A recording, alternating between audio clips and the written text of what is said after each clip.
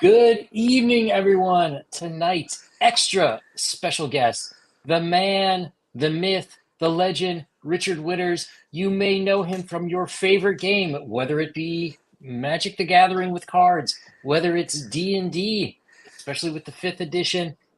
You may know him from his awesome Instagram, the work that he posts on Twitter. Richard, thanks for coming. Hey, glad to be here.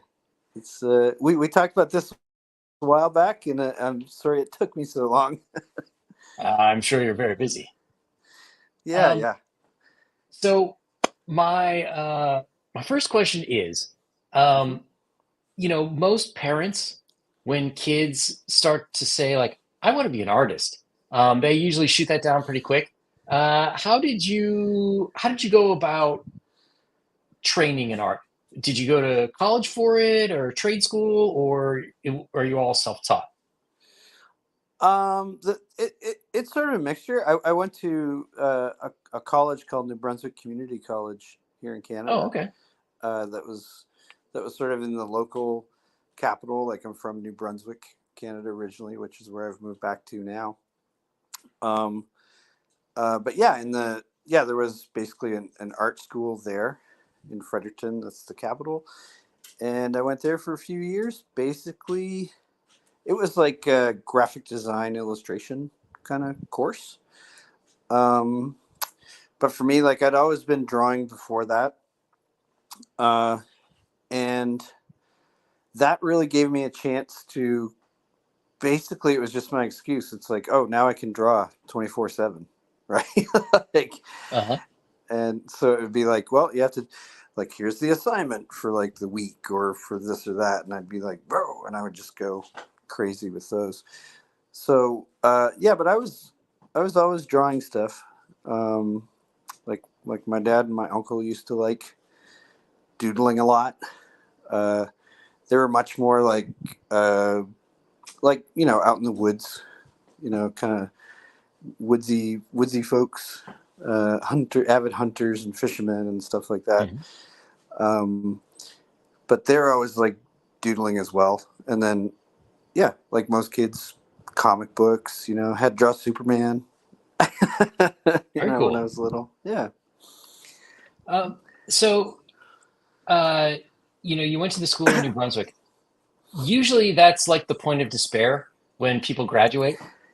So hmm I taught design at different universities for like 10 years. Yeah. And it's always like, people are having fun, they're doing these projects, and then they're like, oh God, I got to make money. Um, how did that work transitioning into like the real world? Were you able to do the kind of stuff you wanted to do right away, or did you ever have to like take those corporate jobs or work at a newspaper, or how did it work for you? At the time when I graduated, what was really happening was like I guess it would be like the .com boom, like the Hmm. sort of mid '90s or whatever, early to mid '90s .com boom. Um, so what I ended up doing for a while was was basically graphic user interfaces for web projects. Hmm. Um, and I worked with a company that did a lot of online training, but it was the training stuff was basically there was medical, there was aviation, there are all these different things. So I ended up kind of doing all kinds of different illustrations.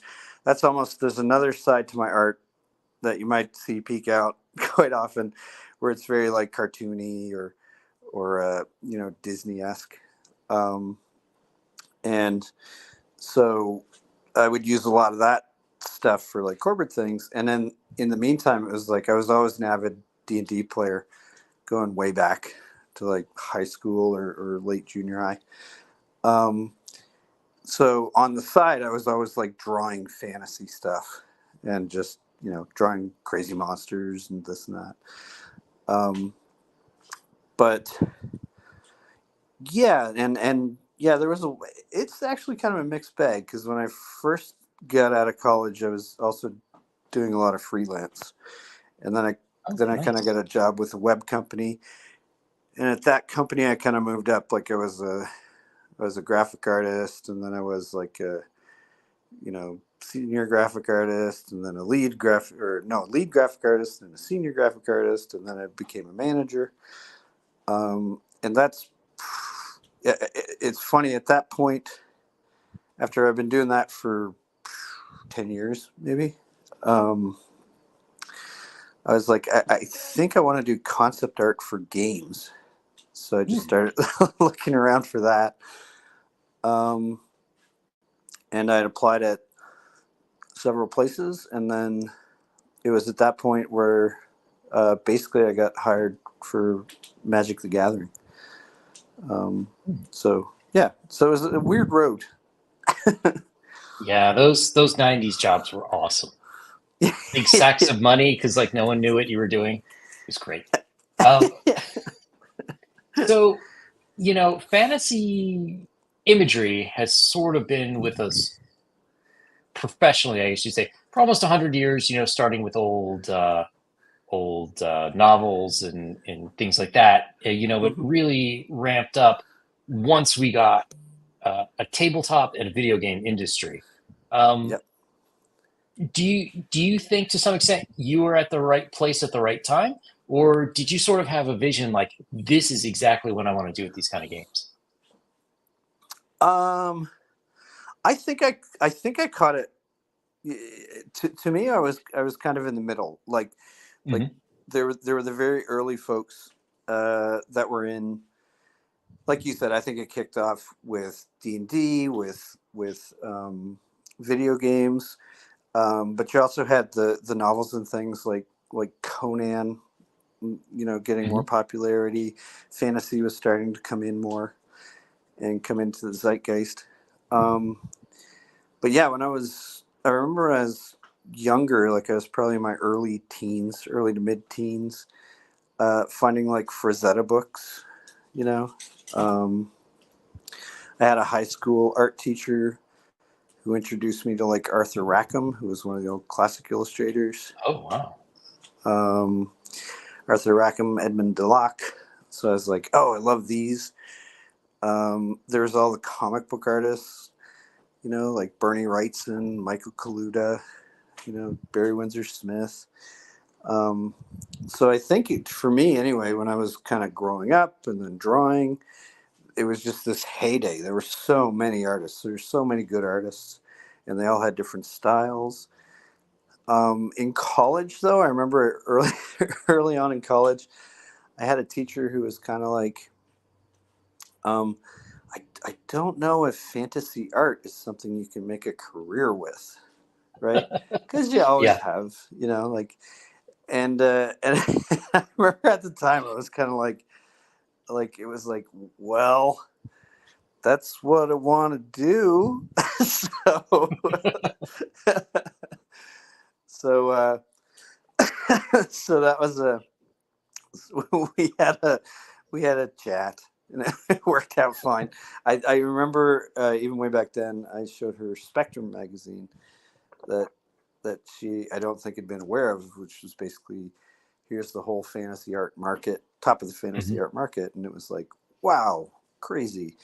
So um so yeah, it seemed to be a process of that. That's what I see younger artists today, and they're like, oh, I don't feel like my art's getting anywhere. I don't know if if I can get a job in this or that, or I don't know about this or that. And it's sort of like, my advice would be to be stubborn. like Yes.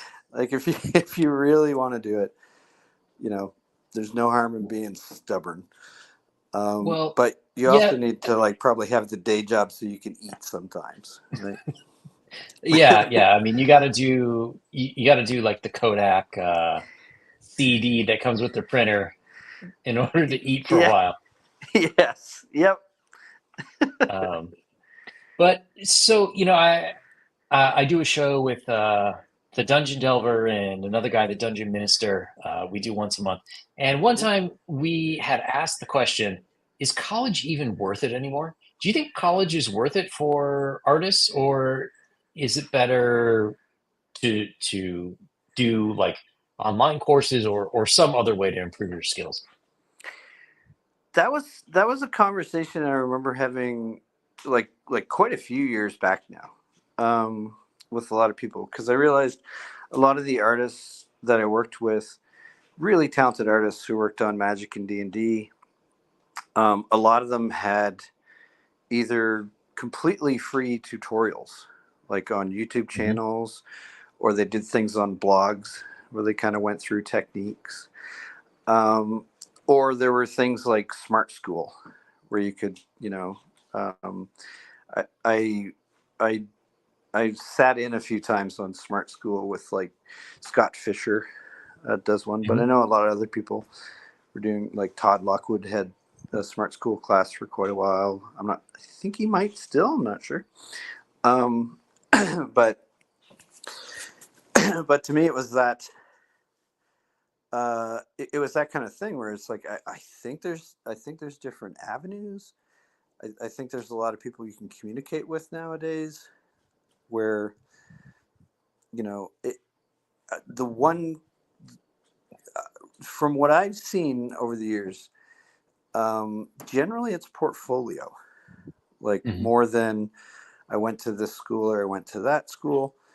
Um, but I think if you look at those, like you find some of those free tutorials or you do a Smart School class, you can learn a lot of like sort of the basic stuff. But I think people will hear a lot of the same basic things, which is like, yep, use anatomy, use reference, you know, uh, lighting and shadow is a huge. James Gurney has a great book on lighting and shadow. Hmm.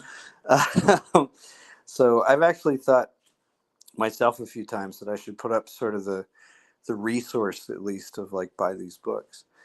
Um, Yeah, for sure. yeah, so I would say, if it was me today, I don't think I would be hitting the college. I think I would be just working and then doing tutorials and practicing. You know. Yeah, I mean that's kind of as someone who taught in universities for 10 years, Mm-hmm. I could not recommend anyone to go to college for art unless you wanted to be a professor at a college, because you'll have to. But otherwise, if you actually want to work and produce stuff, no, don't do that. There's plenty of good programs online to get you started, and then once you Mm-hmm. get far enough, you sort of figure out where you're deficient, and then you could find resources to look into that. With Uh, the exception of live figure drawing classes, which you can get at a community college. yeah. Well, now I have a backpedaling thing too, because I'm actually. Um, so there's a thing I'm actually helping with this year. It should be in the next month or so, with Algonquin College in Ottawa, and they have a Nice. concept art program. Hmm. So I'm kind of helping them. I'm helping them with that, to basically, and that to me would almost, to me, what the when they contacted me and told me what they were trying to do, I saw that as like, yeah, this is more what colleges should be doing, not just Nice. because they called me, but the way he was looking at it, the fellow who runs the program, Michael, he was sort of like, well, this is the practical thing, right? Like you've Hmm. done concept pushes for Magic, you've done concept pushes for D&D, you've done concept pushes for Larian, and different projects, different things. And he's kind of like, how can I give this type of experience to my students? Can we work together and sort of work out a curriculum?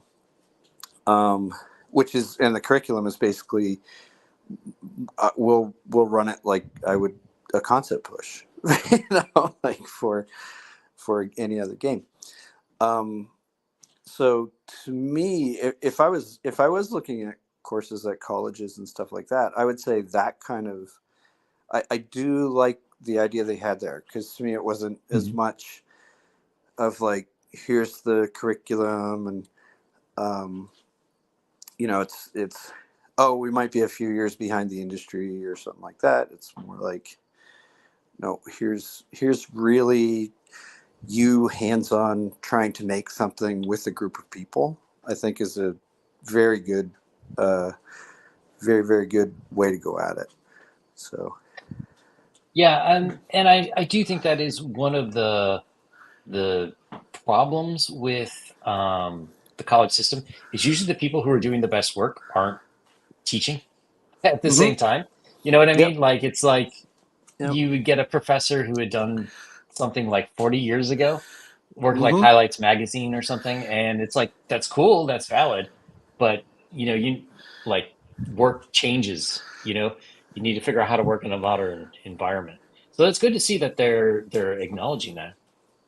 And then yeah, the other thing that I would say, the good point for college is people who go to college are much better at taking criticism. Because in college you have to go through a crit. yep, yep. Um, And that's part of this concept push too. I would also say there's another hook to college when you mhm, get a degree or whatever. Because I ended up sort of with this situation as well, where it's like I went to college. One of the things that allowed me to go to the U.S. and from Canada and work there was the fact that I had a degree. Um, yeah. so now the way that kind of works, the company still might have been able to get me into work for them. Um, but they would have gone through a thing of like, how many years of experience do you have? Can you get a college to certify you as having the equivalent to a degree because you've done this much work, or all that kind of thing. So I would say that for people looking into the video game industry, especially if there's places you're looking at working that are different places in the world, sometimes that degree might be worth it for that because it might allow you Mhm. to actually get a work visa in a country. Um, and but then there's other places where it's like, yeah, you'll be working remotely, so you don't need a work visa in that country. That kind of thing. Yeah, yeah. um, so I'd say it's it's very tricky. It's the you'd have to research it a bit to see what fits for you. But as far as the Mhm. skill set, yeah, I think to me it's like looking for those good programs. The Algonquin College stuff that I'm helping with, that's just me volunteering and helping them out because I'm like, this sounds really fun, like to do with students. So I'm not pushing or promoting them or anything, but I do like. I think you could look around and be like, oh, that looks like a pretty good program that takes up that kind of banner. But like I said, there's so much free stuff around now. Um, yeah. So yeah, I think there's multiple ways to go about it. So you're there, you're at Wizards of the Coast. Um, hmm how how much does it take for you to sort of get into their workflow as something coming in from the outside? Was it easy? They're like, hey, just draw this, just draw that, or did they already have sort of like a set vision of more or less how they wanted the projects to go? Or Uh, that was sort of an interesting thing. So when I started on Magic the Gathering, I basically spent 7 years on Magic the Gathering, 7 years on D&D. Um, and then I was like, I think I want to go back home and do my own thing because 7 on each is a pretty good, run. yeah, yeah. Um, but yeah, when I first started on Magic, Jeremy Jarvis is the art director. He was the art director at the time. He hired me. I think he had only been in the role about a year or so, um, because before him it was Jeremy Cranford, who I think went to the World of Warcraft trading card game at that point. Um, so anyway, Heart, Jeremy hired me. Hearthstone. It eventually led to Hearthstone, but they had Oh, a okay. yeah, but they had a Really? literal Oh, they had a World of a Warcraft physical one. trading card Oh, game. Yep, yep. that's cool. I didn't know that. Sorry to interrupt. Oh yeah, no problem. Um, yeah, so there was like this changing of the guard. I have to say that to all the people. There were a lot of people from different game companies in the Seattle area. Like Redmond and Hmm. Bellevue and all that. So I got to know people from, different companies, Blizzard, Valve, a lot of good folks that just would be around. Uh, and you could you go out and hang out with friends who are artists, and you end up meeting artists and art directors from all kinds of different game companies. But yeah, when I first got there, I was scared out of my pants uh, because I was sort of like, I'm just this Canadian guy, and they're like, uh, yeah, but you draw really well, and I'm like, okay, well, that's what I got. Um, and there was the process of they already had the process of what we called the concept push, which was essentially Magic would have a new setting, so we would bring a number of artists in.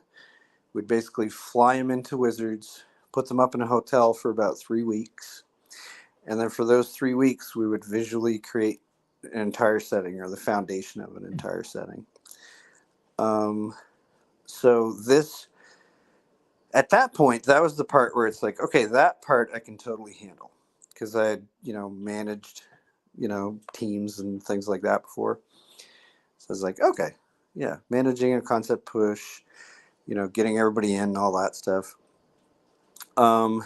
We gradually worked on sort of the format of how you do a concept push, like how you tackle it. It's really tricky when you're dealing with getting people to imagine stuff. If you're over prescriptive, it's same with writing or drawing or anything. If you're over prescriptive, artists will feel like their hands are tied and they're just like drawing to the checklist. Um, Mm-hmm. but if you're too vague, it can lead to frustration in the other direction. It's like, what am I doing? Like, so there's a few tools and things that we did for that, but I would say over the years that we were there, Jeremy and we would have about 2 to 3 of those per year. So Jeremy and I were like fine tuning that sort of concept push process over the years, just to figure out, oh, this works better if we do this, or this is a better way to talk to people about it, or, stuff like it often helped if I did a whole bunch of rough sketches. That's a great way to give people ideas without it feeling Mm-hmm. prescriptive.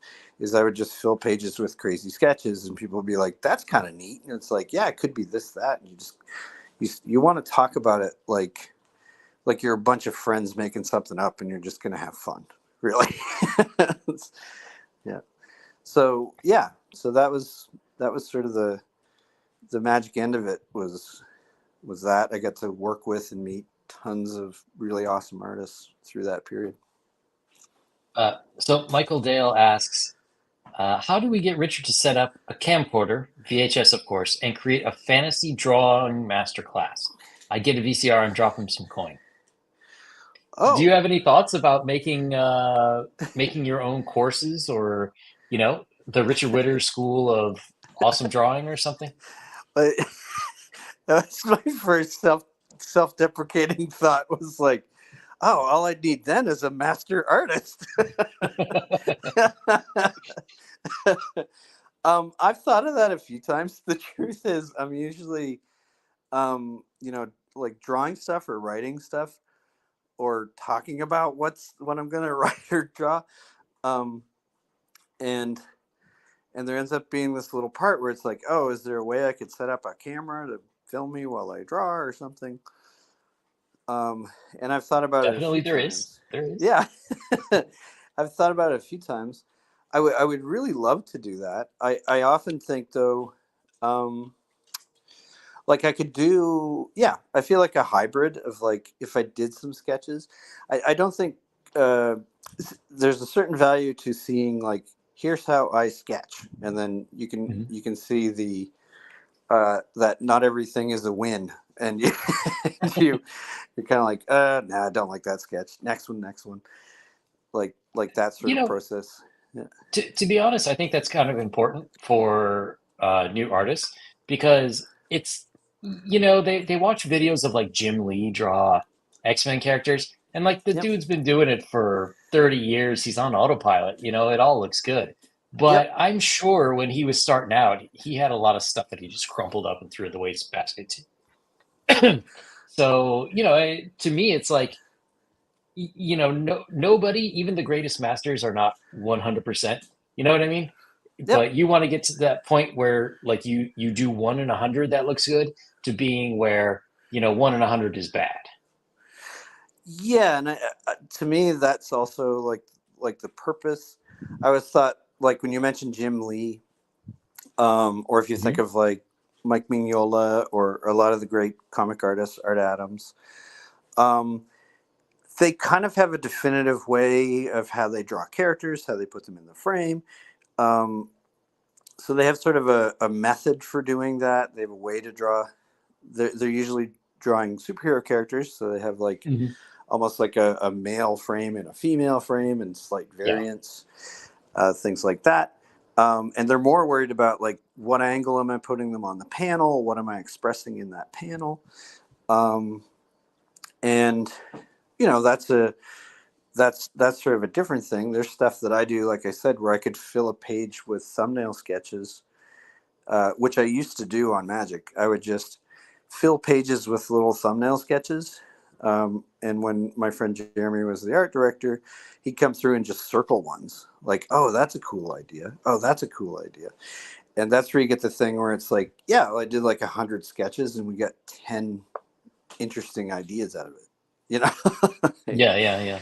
Because concept art has a like ratio. Yeah. like, it's got a reject ratio, and that's something you got to get used to in concept art especially, but in just drawing too. Sometimes you're just drawing and it's like, yep, work out the idea fast. If you don't like it, get a new piece of paper, start again. Right? Like um yeah, but as far as a course or something, I wouldn't mind like a hybrid one if I did some drawings samples and like had like a blog and then maybe a Hmm. video every once in a while. Um, but I'll have to wait until my brain's less occupied with other stuff. Totally understandable. Mhm. So you're there at Magic the Gathering. Yep. You're sort of low man on the totem pole. Hmm. When did you move over to Dungeons and Dragons? And was it like, what was it considered like a lateral move, or sort of a promotion, or how did that work? Oh, they're getting rid of me. Um, no, it was actually, yeah, I've told this before. There was the funny story of when I first got hired on Magic, and I had Bill Rose, who I think was a VP at the time, and Aaron Forsyth, who was sort of running Magic stuff at the time, had an interview with them before I got hired, and they were like, "Which do you like better, Magic or D&D?" And I was like, "I like D&D better."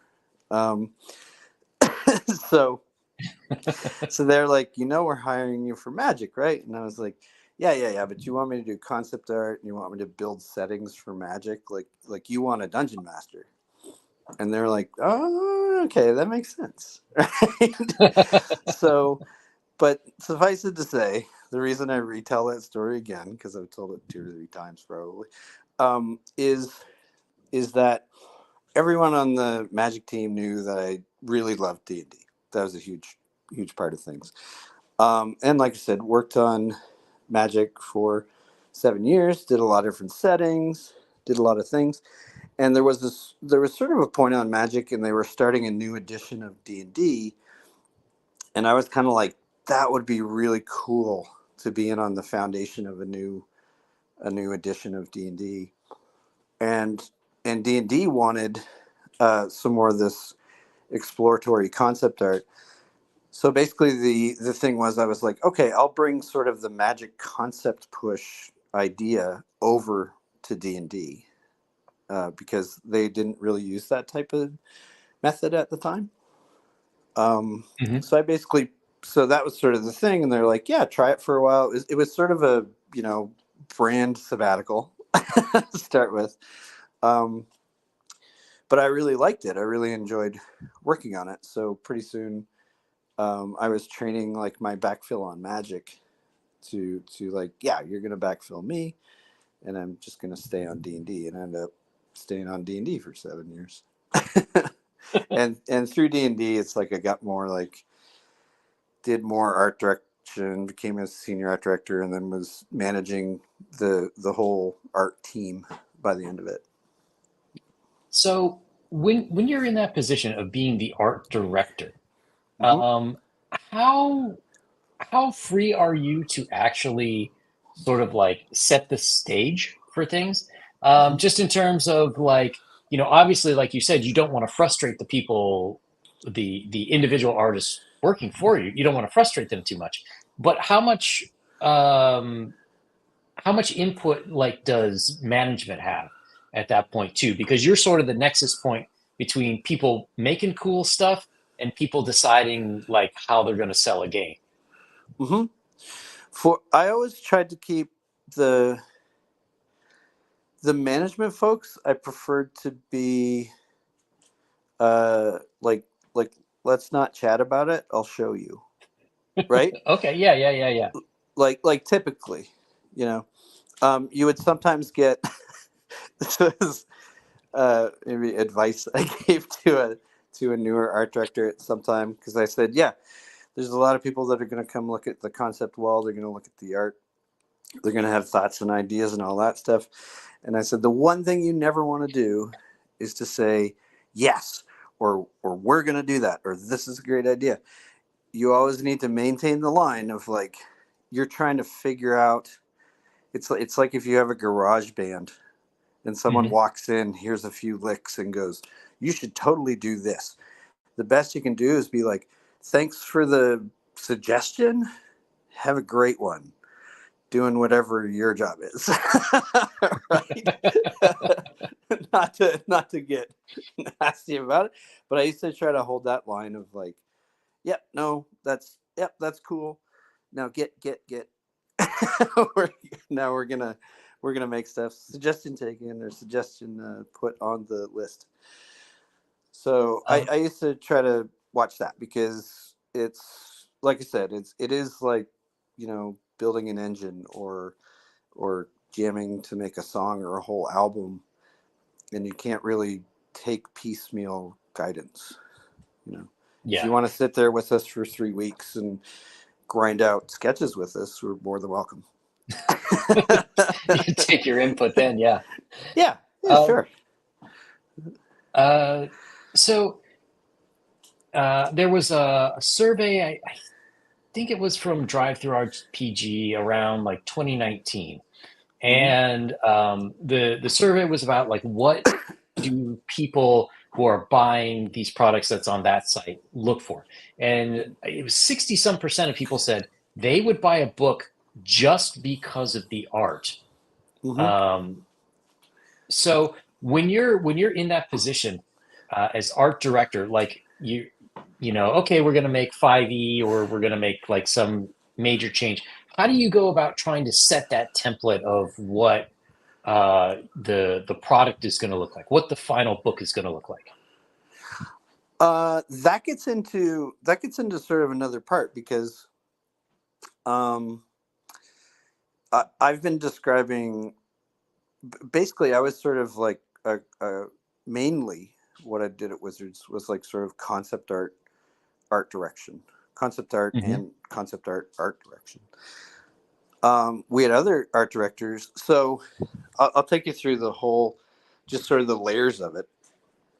So I would have people come in and we'd be like, okay, what is this? This is Strahd, or this is the, Storm King's Thunder. It's all about giants.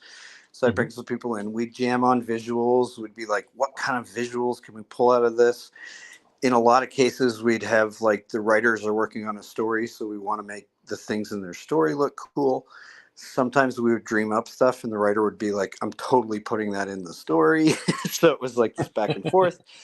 And we basically got like a story guide, is what we called them on D&D, but it was like a world guide on Magic. Um, so that's sort of the concept art direction layer, and that's supposed to set you off on a solid footing, so you get an idea of the world, you get a feel for it, but also you have consistency. Like these are how, Hmm. uh, you know, these are how this species of people or faction dress or what weapons they use. Like, so that was sort of about consistency. And that basically gets handed off to what generally I think we'd call commissioning art director. So that's the person who is either commissioning the final art for the cards or commissioning art for the book, for the D&D book, for example, Magic Cards or D&D book. So they would use these concept guides and send these as reference to all these artists. So, for example, if I said ogres in this setting look like this, they're blue with Mm-hmm. purple tails, you could have 7 artists all illustrating ogres. They all have their own bit of a twist because they have different styles, but they're all kept consistent because they're looking at one piece of reference. Okay. So that's the next stage, is the commissioning art director, which I did a good chunk of too. But there's people at Wizards like Kate Irwin and stuff who've commissioned a heck of a lot more book art than me. But basically, yeah, at that stage, you have sort of a guide or your reference, and then we talked a lot about art descriptions. Like, again, with the art descriptions, if you're over prescriptive, it's bad. If you don't have enough to hang your hat on, it's also bad. so so there's like a fine thing there of like, can you be succinct? Can you be clear? Can you give good reference if possible? Can you get the artist? But the main thing, can you get the artist excited for the piece? I usually try to err on the side of, I think the best art comes when you see that the artist is excited. When they Yeah. go, oh, I see a cool idea here.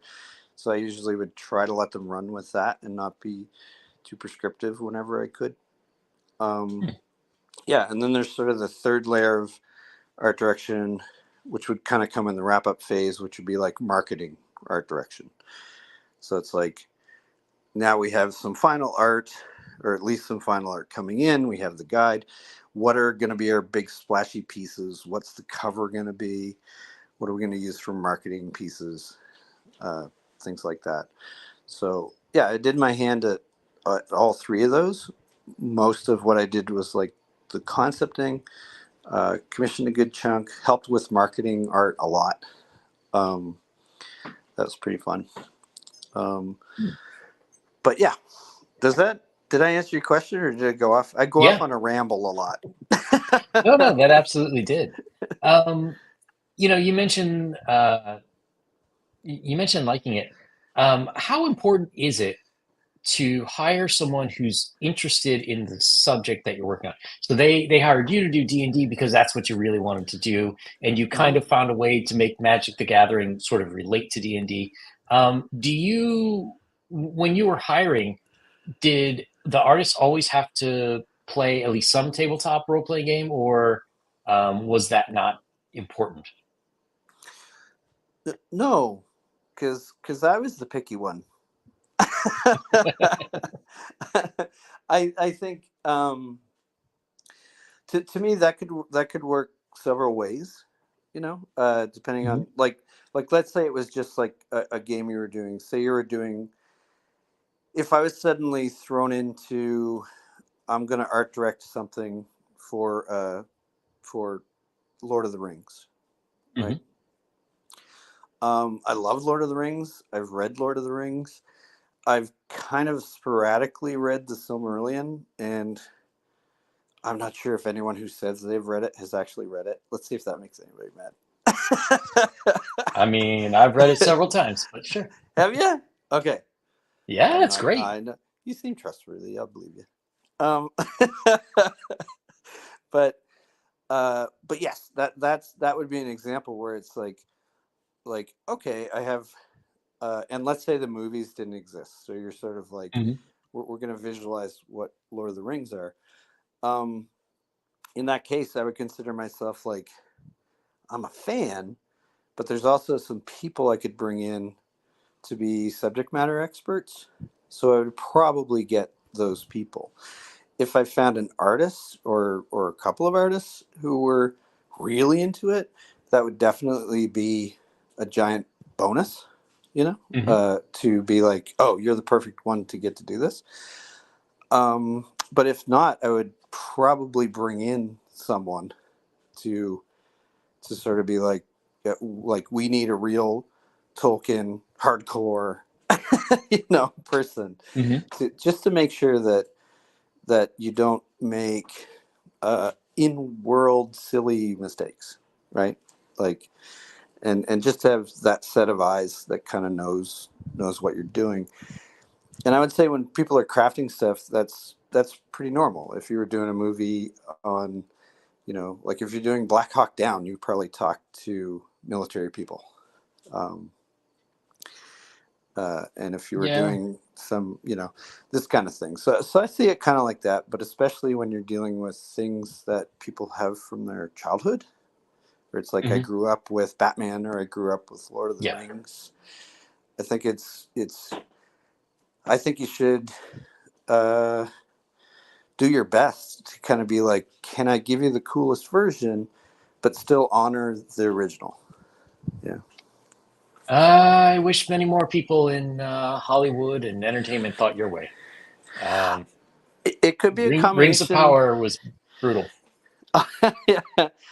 That's me is always the tricky part. I think in some, like I saw it literally, sometimes I think we really knocked it out of the park. Sometimes I think we did pretty well.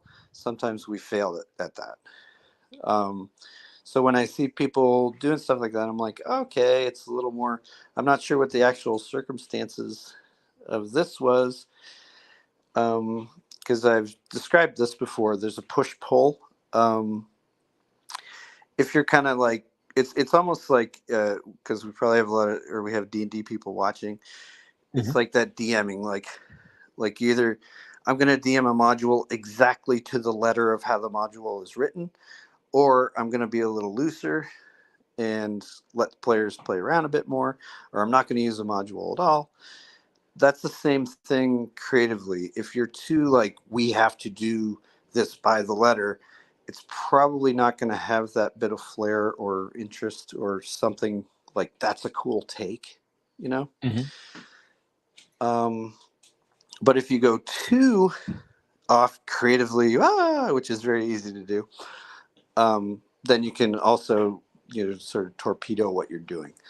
But I've mentioned this before too. I used to use what I liked how they handled years ago the Battlestar Galactica TV series reboot. Hmm. Um, Oh, the 2003, 2004.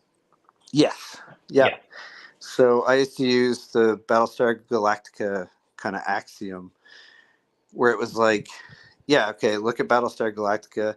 You have Vipers and you have the Battlestar itself. Those are super cool. You don't really need to change them, right? Yeah. And then you get the Cylons. It's like, might be cool to give them a facelift. Let's see what we can do with those. And then Daggett the dog. It's like, it's a pretty dramatic kind of show. I don't know if comic relief Robo Fluffy Dog is gonna work. So maybe that gets cut. So it was always like keep, update, or keep or redesign or cut. So it was like this, that, that. And when you're kind of doing creative stuff, that's one of the things that you can be clear on. Is like, this is great. You don't have to redesign it, but here's the stuff that we can play with. And then you got to be careful of which experiments go too far and which kind of like, that's, I think people will like that. Hmm. Yep. Hmm. So, So 7 years Magic the Gathering, 7 years Dungeons and Dragons, and now you are working on Rudiger's RPG or Rudiger's? yeah, we've named the setting. Uh, Rutgers we kind of had Rudiger's. as the sort of system, um, Hmm. and that was, just wondering how to pronounce it. I guess it's that we just made it up. I made it up because I wanted something that I've heard for years, the term like the adventurers go on a, this, and I Hmm. was like, I want something that defines the adventurers more. So that's why I started using Rutgers, where it's like, oh, you're Oh, kind of You're kind of mercenary adventurer or something. Um, but the setting we're working on now is like Witchcog, um, which is Rudiger's, I guess, would be the kind of system for it. Mm-hmm. Um, and it's sort of what we were going for was like pretty dark Grimm's fairy tales kind of stuff.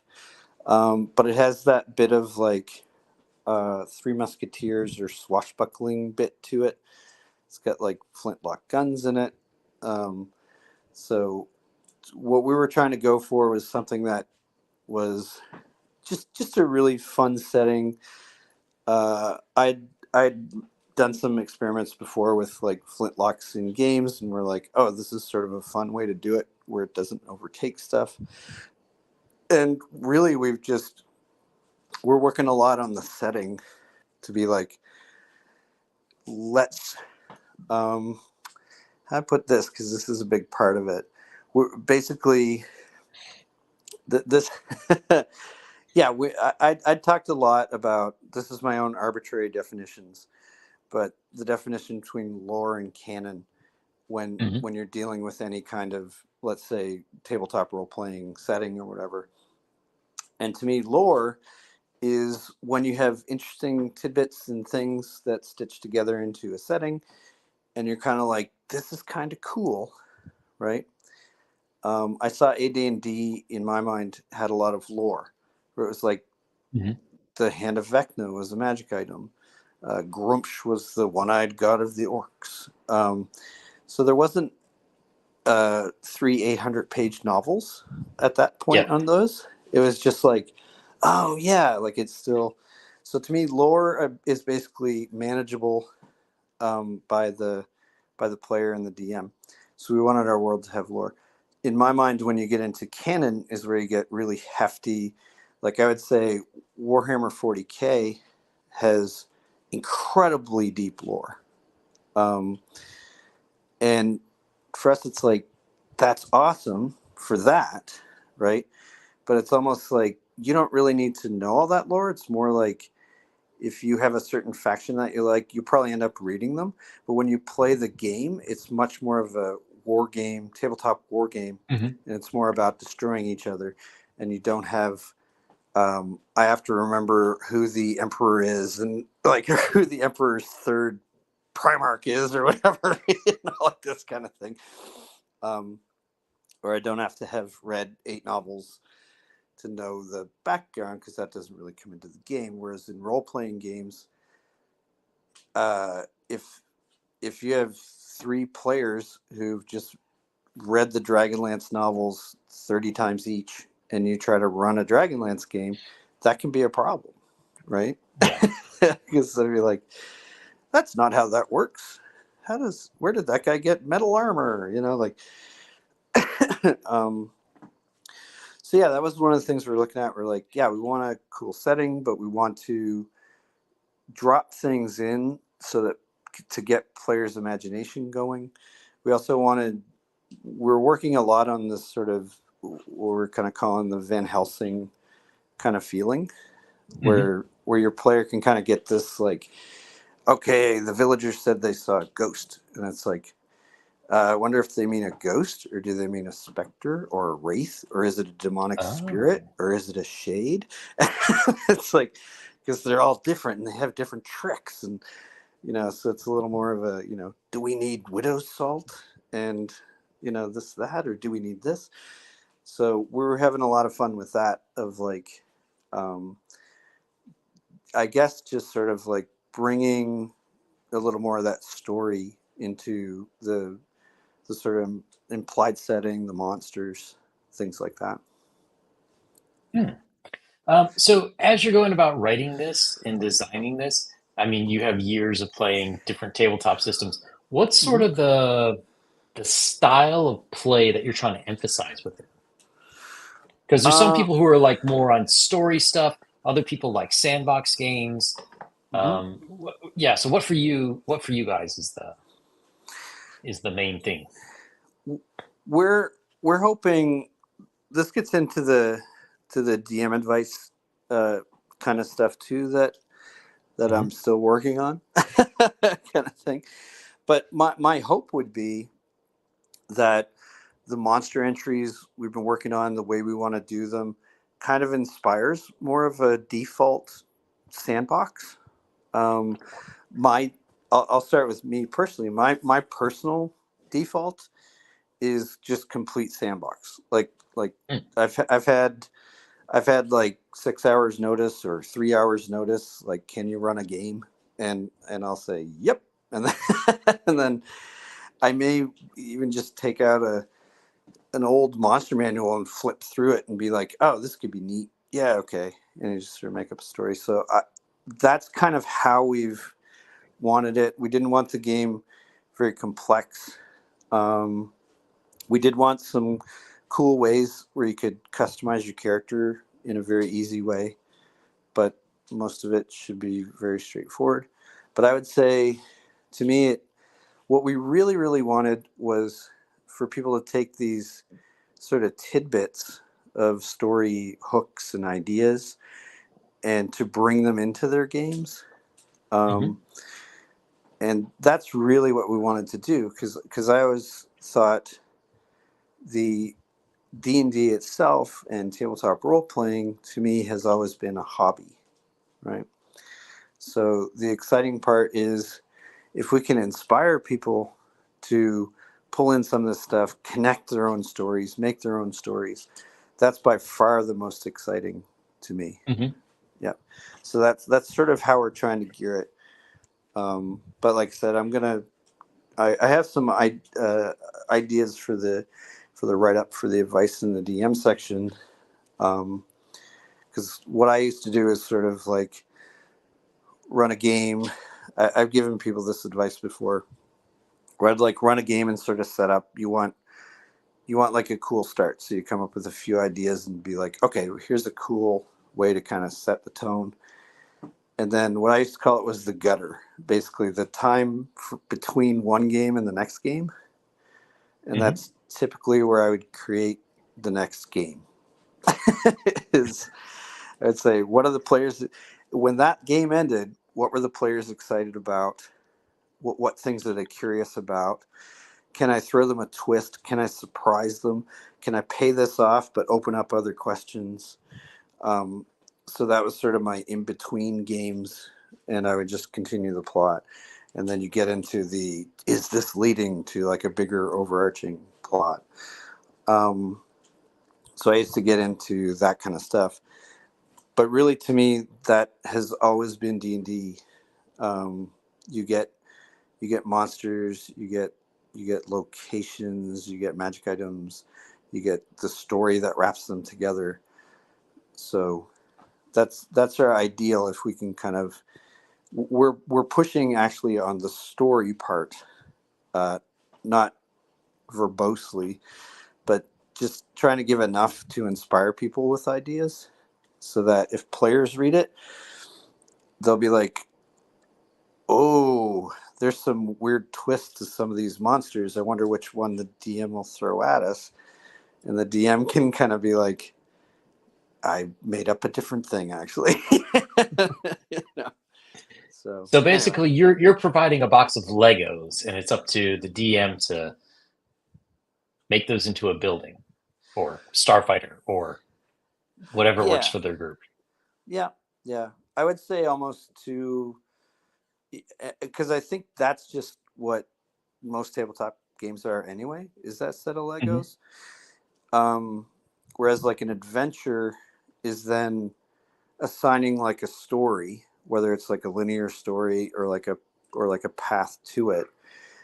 We're adding in the part where we're giving you ideas that you can use in to make your own stories or to use just as is. So we're trying to add that part in. Um, yeah, it's hard to explain, but I hope people like it. Um, so Rudiger's is the system. Witchcog is the first Like campaign setting. guide supplement setting. Yep. When will this be available for people? Do you think? We were targeting like early next year. Um, but I will give an update on that. I'm working with Runehammer, who's going to publish it. Um, so we're working on that. We're kind of getting the guts together now. And you said you're working on a game too, right? Or I am. you're I working on a book. am. Yeah. So Yes, so I'm you working on a. Yeah, yeah, yeah. Sorry. yeah. Well, you know why my feet are shuffling right now? Because I'm sort of like, yeah, like because to me it's sort of like I also I'm doing a bunch of drawings for it right now. Hmm. I have a couple of friends of mine who are helping, jamming on the writing stuff and things like that. So we have a target, but I'm going to be a little wishy-washy about it. At the point where I start Sure. putting out more pictures and things, then you'll know that I'm not worried about anything. But right now we've had that all the way along. We've been working on this for a while. And the general thing I wanted to do was like I want to share things when I can and get people's gauge on them, but I I don't want to like overblow anything, or we want it to be that we feel that it's really good before we release the hounds. Yeah. So Cyrus says, Richard says what he called doodles, and they are so good. I know, right? I do like doodling. Um, so we're in kind of this time where, in some ways, it's a fabulous time. There's questions about certain products put out by certain large corporations, but we're in a time when anybody and their brother can just start to make their own RPG game. Hmm. Um, so one question I have with the rise of AI art, I think it Hmm. would be a lot of people, especially if you're starting from nothing. If this is your hobby and you're like, I think I want to publish this, but it needs cool art. I think a lot of people are tempted to go to the AI route. Hmm. Um, if people are trying to work with artists, my first question is, how should they go about approaching an artist? Like should they have things written? Should they have their own sketches? Even if they're stick figures or whatever, to like present that like, hey, I'm actually working on this.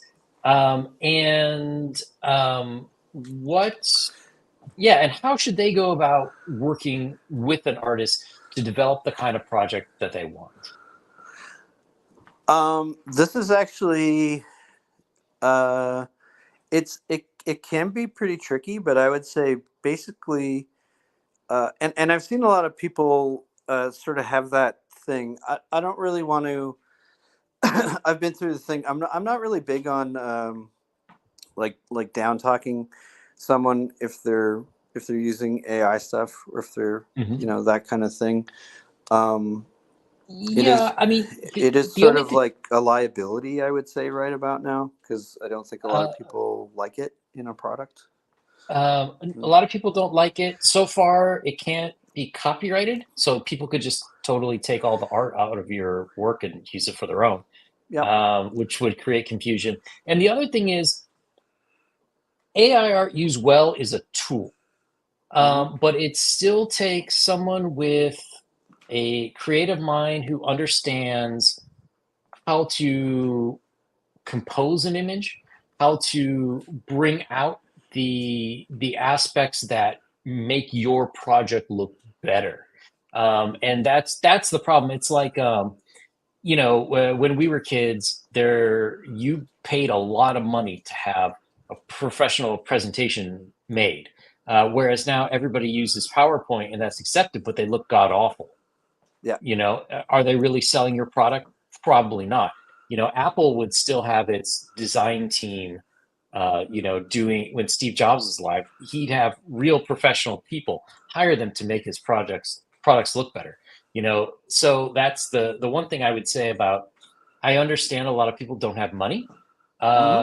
set aside for art, but if you use AI and you don't know how to compose those images and how to make things to look the best for your product, um, AI might look pretty, but it's not necessarily going to be the thing that you need to push your work forward.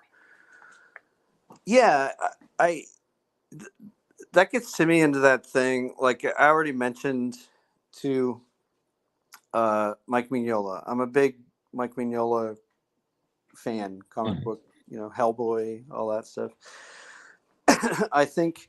I think when I picked up the first Hellboy comic, and then I was like, "Yep, gonna buy this whole collected edition when it comes out," and all that.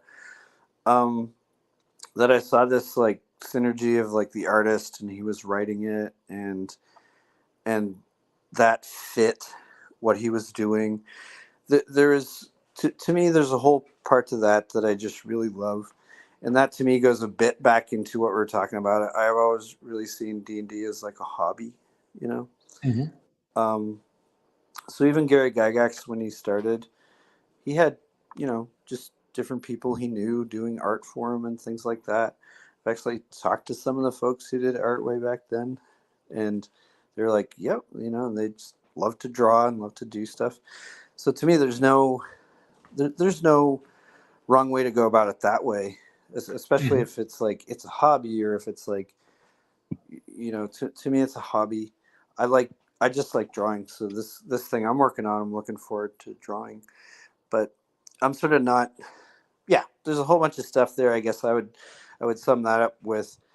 Um, I'm not here to be the judge on anybody, but the but the thing that I think would be useful to talk about, which you were mentioning too, Hmm. which is probably where you were trying to direct me, and I took it off the rails, is I have heard that thing where it's like, well, I use if I can use AI art, at least I can do it. I've had problems working with artists, right? Hmm. Or that kind of thing, and that I can completely understand because, like I said, I was an art director for years. It is a job. It is a useful job. Um, so, and this is why. So I think I could get some advice if folks are working with artists on that kind of stuff. Uh, I would say generally, there's a few things. Um, be very clear. Make sure you and the artist are very clear with what you're looking for. I usually find the best way to do that is to actually, if you like the artist, you probably know a couple of their pieces that really stuck out to you. Pull the pieces of theirs that really stuck out to you and kind of say, this is what brought you on my radar. So this is kind of what I'm looking for, right? Because Hmm. like if you look at my stuff, I have things that are a little more realistic, things that are more cartoony, things that are pencil sketches, things that are pen and ink, things that are digitally painted, that kind of stuff. And to me, there's a whole bunch of layers beyond that. So when somebody I'm working with kind of pulls out stuff and says, "This is the stuff of yours that I would like you to do for me," right? So that Hmm. clarity helps because an artist can have a lot of spectrum in what they do that way. So clarifying that part, obviously clarifying like rates and you know details. The big thing is the detail. Um, we used to have it where it was like single figure, no background, Hmm. SFNB or whatever was sort of like the really basic one. That's used a lot for like Monster Manual, you know. Hmm. Um, like I just want to see a picture of an ogre. I don't need you to draw the barn in the background and the mountain and the trail on the mountain and the sun coming up. Um, so laying down those things of like, oh, do I just want like simple portrait kind of headshots? Do I want like a single figure with no background? Do I want three figures in the picture fighting and this guy's sneaking over here and they're also in front of a old well and there's something coming out of the well? Um, that is something that gets into the art description, and that is probably the hardest part because you should really try to explain and really clarify with the artist what you're looking for.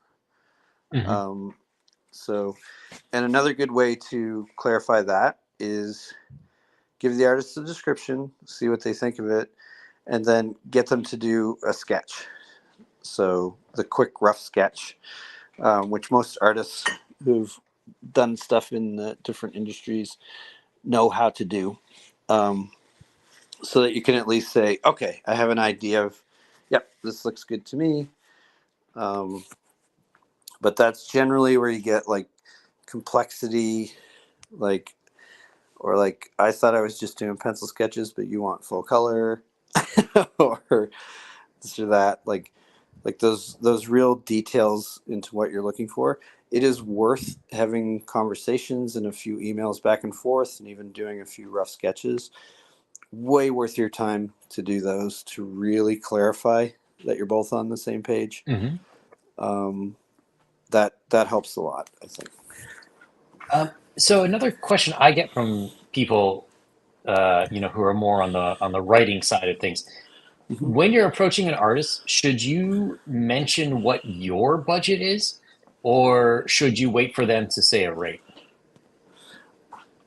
I would, I would. Yeah, that's a strange one. Um, I know it could almost go 50-50. yes. Yep. There was this thing the other day. To me, there was a thing I think last week or the week before where someone was talking about how someone offered them a very low rate for an entire tarot card deck. Um, Oh, yes, that. yeah. So I kind of chimed in on that a bit, and this really comes from when I was freelancing and also just when I was managing, when I was art directing. It's sort of like, let's say if I take it from when I was an art director, if I have a budget of X, I'm going to go to an artist and say, uh, I would love for you to do 4 pictures that are really cool and super detailed, and I can pay you X dollars, right? Hmm. And then that artist can come back to me. It's like, whoo, that pay is a little low for that much detail, or whatever. And then it could be like, yeah, okay. How about if we keep the level of detail, but I only get you to do 3 or 2, or Hmm. how about if I simplify the description a bit in a certain way that makes this part of the painting easier. So to me, the part in those, I felt like that conversation, people were very. I totally get it when people are like, you can't work for under your rate. But to my mind, it's also like you're you can negotiate with folks. Hmm. Um, and like I said, it's all about clarifying like what I can do, what I can't do. You know, like basically, it's like if you're like, you know, can I pay you to move something for me? And it's like, okay, I guess, but where do you live? I live on the other side of the country. It's like, okay, it's going to cost me more in gas than it is what you're going to pay me, Yeah. right? And I don't think anybody takes that as an insult, but I think the conversations would be worth it, because if you could work something out and they said, how about I fly you out here and get you to drive a tractor for me, because that's what I want you to do is move something with a tractor. So, oh, okay, now it's starting to make sense. I think I could do that, Hmm. right? Um, Yeah. Whereas driving my tractor out there is not feasible. So, to me, that's the kind of thing. And like I said, I think it comes from my sort of freelancing background and art direction. I think there's a lot of room there for negotiation. If you can't come to agreement, I think you at least can be like, I at least gave you the respect that we talked about it and I tried to work something out. And, maybe somebody else who has a style or way that they work very quickly, and you're like, maybe you could hit them up for something. Um, but is For me, when I was commissioning stuff, I was upfront with the rates, and upfront with the rates, clear with what I wanted, um, but was always open to that like negotiation. And that negotiation could be extra money, less work, more time, you know, all the Hmm. different knobs you have to push and pull. You know, I've paid rush fees, you know, to get somebody to do Yeah. something in a shorter time. Yeah, so it's all negotiation. But I was usually just like here's what I have for a budget. Um, and if the budget is flexible, if it's like here's what I'm thinking of spending for this budget, I maybe it'll pull out a bit more depending on what we're talking about. That's how I would kind of approach that. Hmm. Um, so you've done a lot of work, Magic the Gathering, Dungeons and Dragons. That sort of style of art is almost like the default kind of art. I mean, so much so that they basically stole all your stuff to train AI on it. How do you when you have a style that becomes so dominant, Mm-hmm. how do you sort of keep things fresh to make your stuff look unique? Do you have to start changing it, or do you just do that better, or in your mind, how does that work? I know on there was a there was a thing we used to struggle with on Magic where it would it, as as digital art came in to be more prevalent. Um, we had more artists that were doing what I would call kind of like digital hyperrealism or digital Hmm. realism. Um, and you can kind of see Magic going that way in general, for example. And this was like a few years back, actually. Um, so in some of those cases, we would even consciously like try to vary the style and sort of um, d- name an artist who has sort of unique style that you like, if you can, or if you got Oh, time. that's unique. Sure. Well, I mean, you've got Frazetta. Yeah, Mark Silvestri has like 10 different unique styles depending on the yeah, year. yeah. Yeah, Frazetta is a good one. Let's say, for example, because he's this real, Hmm. like that kind of thing. So to me, it would be like, okay, well now we're going to concept this thing. We're really going to try to give this. We want this setting to have like a Frazetta vibe, right? Hmm. Um, and then you can kind of steer all the artists because everyone has sort of their own style, their own way of doing it. But when you can kind of steer it into, we're actually asking you to kind of put some Frazetta on it, right? Hmm. Um, like we aren't just tracing Frazetta stuff or anything. We're kind of like this world. We want it to feel like Frazetta, and you probably would have a group of artists, right? You might be like Right. John Buscema from the old Conan saga Yeah. comics, Yeah. and we're like, okay, we're actually doing a Conan setting, and these are all the references, and these are going to alter that default style. One of the ones, Lorwyn and Shadowmoor, Hmm. we brought in at that point, and that was early on in Magic. We brought in a lot of different artists who just had a different style. Um, uh, like Larry McDougall, you know, who had sort of a more whimsical style than your traditional Magic stuff, and it's because that fits this setting. So, Hmm.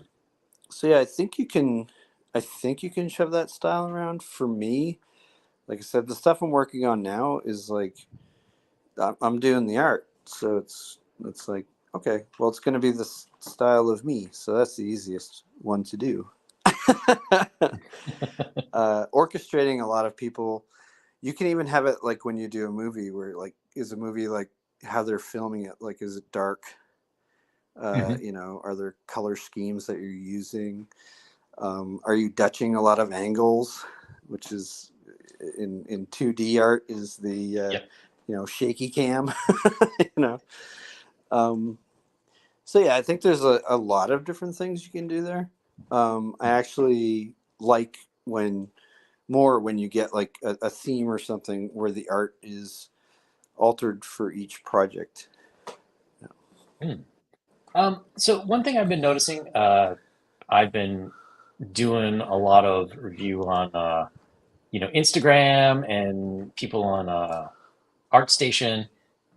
And one thing I've noticed with digital art is there seems to be more and more technique, but less skill. Um, so I'm wondering, do you think eventually people are going to get tired of the digital art look and they're going to want a more traditional, uh, pen and ink or watercolor or even acrylic type of look? Or do you think that digital is just so much faster, and you have that undo button that it's like it's going to be the default forever? Uh, I would I would say that I think there's something I can say definitively on that is Mhm. is that um, because you can see it through all kinds of art. You can see it through comic books. You can see it through fantasy art. You can see it through the different periods of art going all the way back. Um, there is no style of art that just becomes the default forever.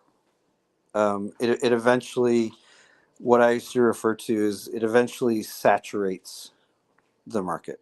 It Mhm. essentially is like this is looking a bit samey, you know. Um, Yeah. it's one of the things I used to like.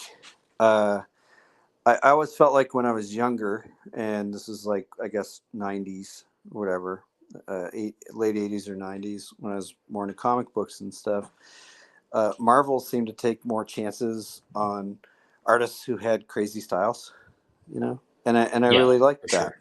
Yeah, yes, I really liked that variety, and I think it actually gave them an edge because there were a lot of cool artists like Sam Keith who just did like wild stuff, and you're like, this is Yeah. cool, you know. And Todd McFarlane's Spider-Man was just webs everywhere, and um, so that's very different from like a very realistic, you know, or more realistic comic book style. It's like you're going to exaggerate. I think it goes in waves. For me, it was, if you go back to the college thing, um, it was like I remember talking to people before. People would ask me like in college, like which artists do you think are just amazing? Hmm. And I would say things like Frank Frazetta, Norman Rockwell, right? But when you said Frank Frazetta, Norman Rockwell, they'd be like, yeah, they're kind of cliche. And I was like, yeah, but that's because they owned so hard the entire kind of Yep. genre or whatever they were doing that they became a cliche.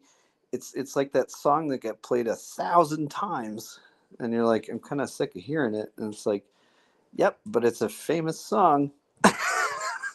Like, and then once it sort of goes through that dip of like, oh, it's kind of cliche, and then later it's appreciated as like, oh, these people were actually masters, Hmm. and look at the art they produced, and just look how wonderful it is. So yeah, I think it's all a wave. I think what you're describing as the art becoming samey and stuff like that, that should be a warning signal for art directors. It's like, take more risks, do freakier stuff. Yeah. Yep. Yeah, it's interesting you mentioned it like that. I've had that conversation with people, younger people, about the movie Die Hard, where it's Mm-hmm. like if you didn't, like you and I'm sure saw it when it came out, Yep. and it was awesome, it was amazing. But like younger people, like, oh, that's so cliche. That it's like, yeah, because they made it so good, everybody has to ape it. Yeah. Yeah. One of my pet things is Highlander, the original Highlander Yeah, movie. yeah, yeah, yeah, yeah.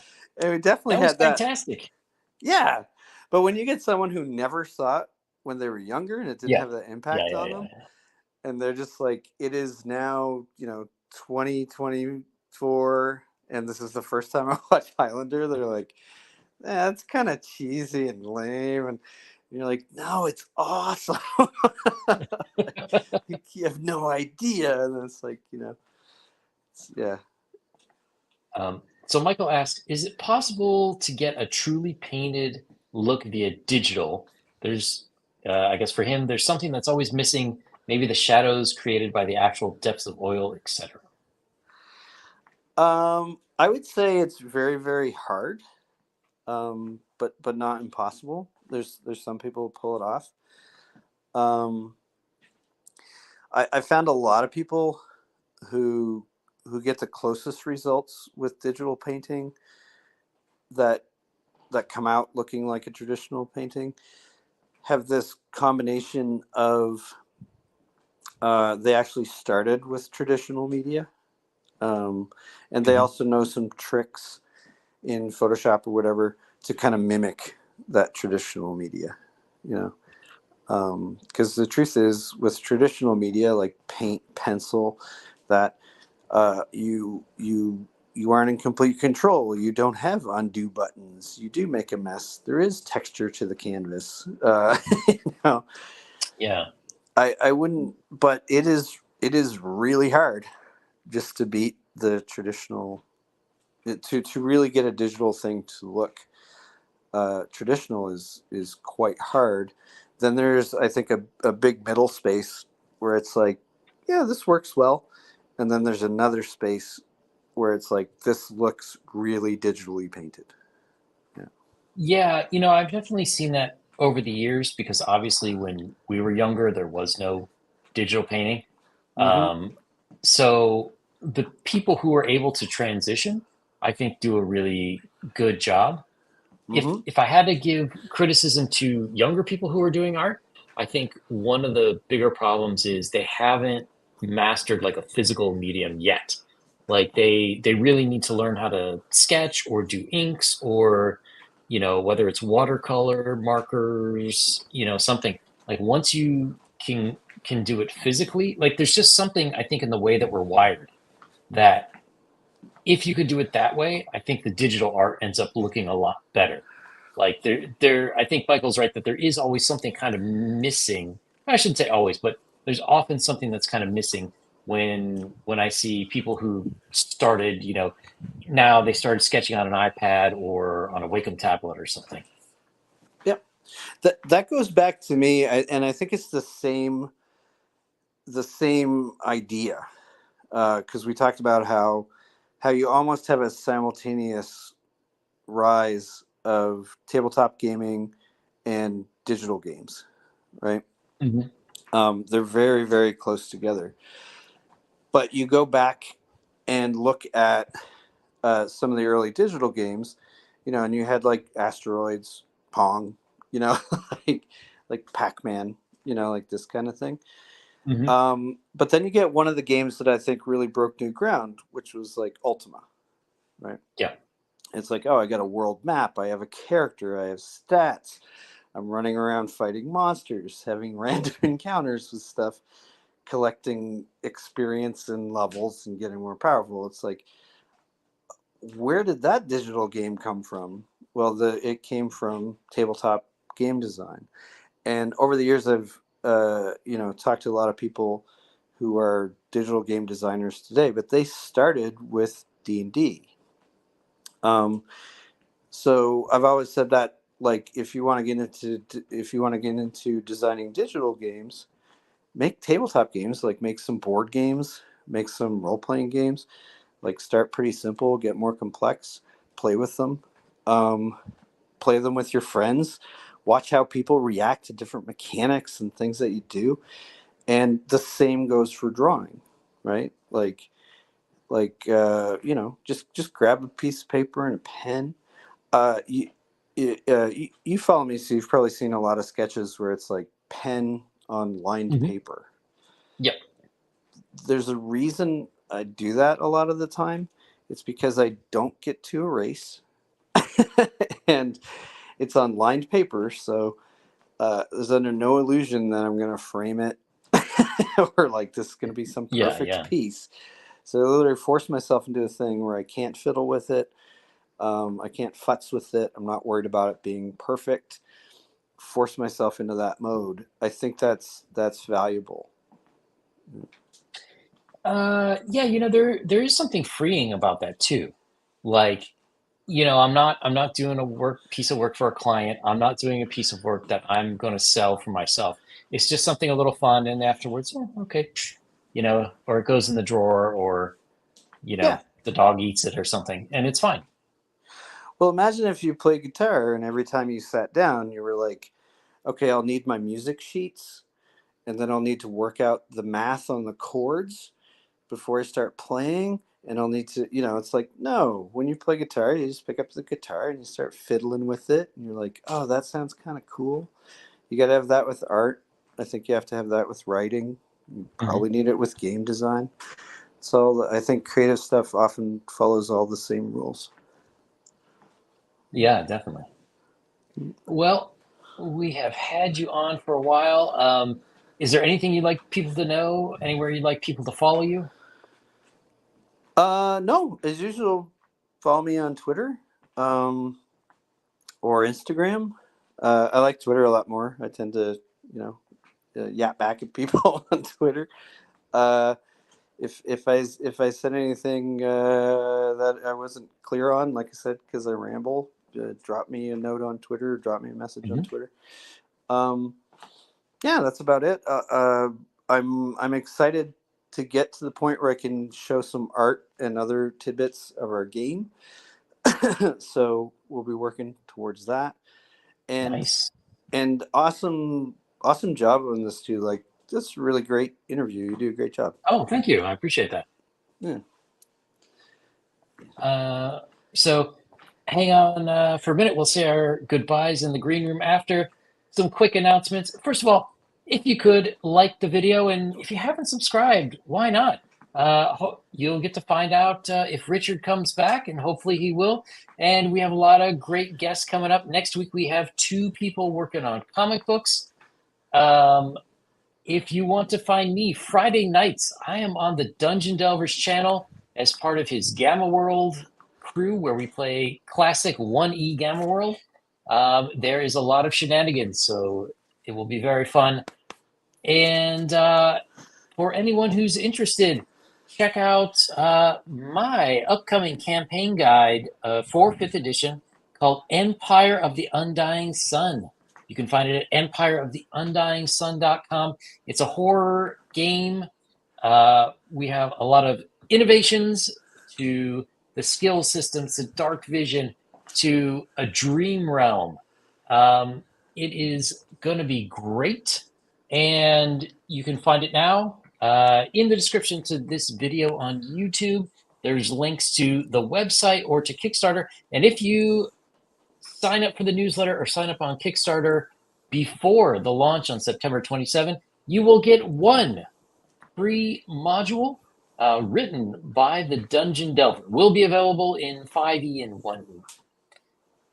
So thanks everyone for coming, and we'll see you back real soon, I hope.